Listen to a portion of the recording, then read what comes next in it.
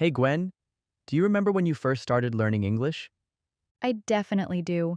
I had no idea how to say simple things like ordering food or even saying hello properly. Yeah, I know the feeling. I remember being so nervous to speak, afraid I'd make a mistake and everyone would laugh. But guess what? It happens to all of us. And honestly, that's kind of the beauty of learning a new language, right? Exactly. It's a challenge for sure, but it's also a huge adventure. And trust us, you're not the only one facing it. Welcome to Podcast and Chill on the Learning English podcast channel. I'm Leo. And I'm Gwen. Today's topic is English is not my first language. In this episode, we'll explore the struggles that non native speakers face when learning English.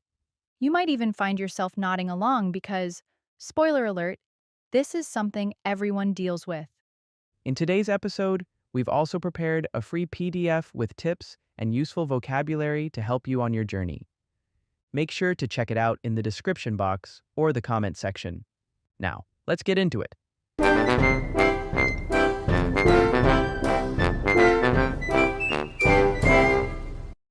Let's talk about some of the challenges we face when learning English. There are so many, right? I think one of the biggest problems for me when I first started was pronunciation. I mean, English words don't always sound like how they're written. Oh, yeah, absolutely. The words though and through sound so similar, but they look so different. It's so confusing when you're learning to pronounce them. Though has that O sound like in go, but through has the oo sound, like in food. I know what you mean, and don't even get me started on comb and bomb. Comb has that silent B, but bomb has a clear B sound. Why are English words like this? Exactly. It can be really frustrating for anyone learning English. The pronunciation can be tricky because the rules don't always match what we see written. There are so many words that look easy, but when you try to say them, they don't sound like you expect. And then there's grammar. Sometimes I'd mix up verb tenses or forget to add s at the end of a word in the present tense. I'm sure a lot of learners feel the same way. I agree. The grammar rules can be overwhelming, especially when you're still getting used to things like articles or when to use do in questions. It's easy to get confused, but honestly, it gets easier with practice. The more you hear it, the more you get used to the patterns. Right? And there's something else many people struggle with: the fear of making mistakes. I know I was terrified to speak at first because I thought everyone would judge me. Oh, I've been there too. It's really common, particularly when you're in a situation where you have to speak English, like in class or at work. But the truth is, everyone makes mistakes when learning something new. It's just part of the process. That's a good point. In fact, mistakes are actually a great thing. They help you learn. According to a research in Science Daily, mistakes are a normal and helpful part of learning because they give us a chance to understand and fix our mistakes, which helps us get better. Every time you make a mistake, you're one step closer to getting it right. If you're not making mistakes, it probably means you're not challenging yourself enough. Very true. So instead of feeling embarrassed, try to see your mistakes as opportunities. It's okay if you don't get everything perfect. Trust me, even native speakers make mistakes sometimes. It's just part of being human. And the more we focus on getting better and not being afraid to speak, the faster we'll improve. Just don't let fear hold you back. One more thing I've noticed is that a lot of people get super nervous about speaking English. I mean, I get it, it's tough to find the confidence to speak when you're worried about making mistakes. Oh, yeah, definitely. The point is, the more you speak, the more confident you get. At first, it might feel a little scary or difficult, but the more you practice, the easier it becomes. When you speak regularly, you start to feel more comfortable with the language. And it doesn't have to be a big conversation. Just speaking a little every day makes a huge difference. You don't need to wait for a special class or lesson. It could be with friends who also speak English, or if you don't have someone to talk to, you can use language apps. And I think a lot of people make the mistake of comparing themselves to others. But actually, everyone learns at their own pace. Some people pick up things faster, but that doesn't mean you're behind. You got it right. I think the main point here is not to focus on being perfect. Don't stress about saying everything correctly. As long as people understand you, that's a win. Let's bring out some useful phrases in today's episode for our listeners. Get used to become familiar with something over time. Example, at first, the food was strange, but after a week, I got used to it. Get better at, to improve in a skill or ability. Example, you're learning something new and getting better at it. Get the hang of, to become familiar with or learn how to do something. Example, the more you get the hang of the job, the easier it becomes. Be terrified of, to feel fear or anxiety about something. Example, I was terrified to speak at first. Don't let something hold you back. To not allow something to prevent you from moving forward. Example, don't let fear hold you back from following your passion.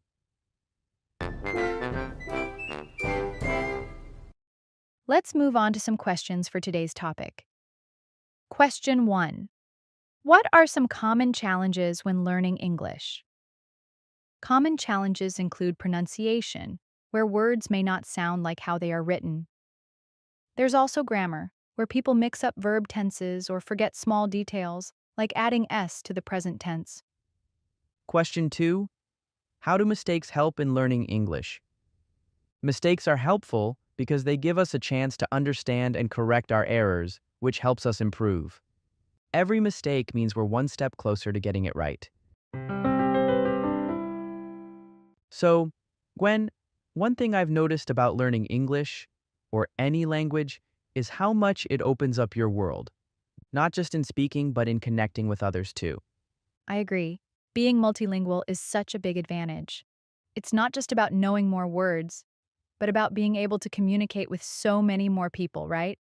Yep, you can make friends, work with people from different countries, and even travel with more confidence. Imagine going to a new place and being able to speak with locals in their language. It's such a powerful feeling. Knowing multiple languages can also open up job opportunities too.